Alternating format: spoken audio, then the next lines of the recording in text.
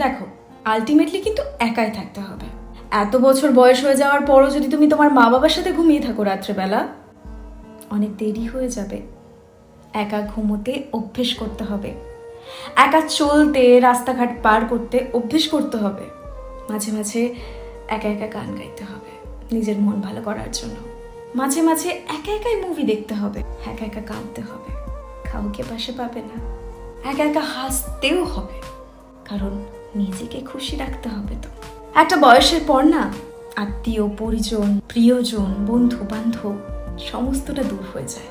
সংখ্যা ক্রমেই নেমে শূন্যতে চলে আসে।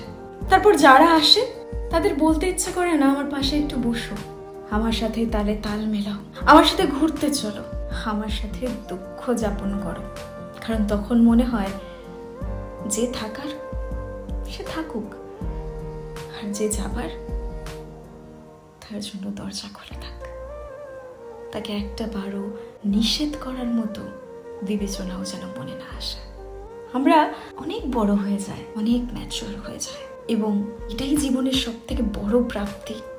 এই প্রাপ্তিটা না ঘটলে কখনো কিছু করতে পারবে না। কারণ এই প্রাপ্তি যার নেই, সে এখনো বালিশে মুখ গুজে কারোর জন্য কাঁদছে।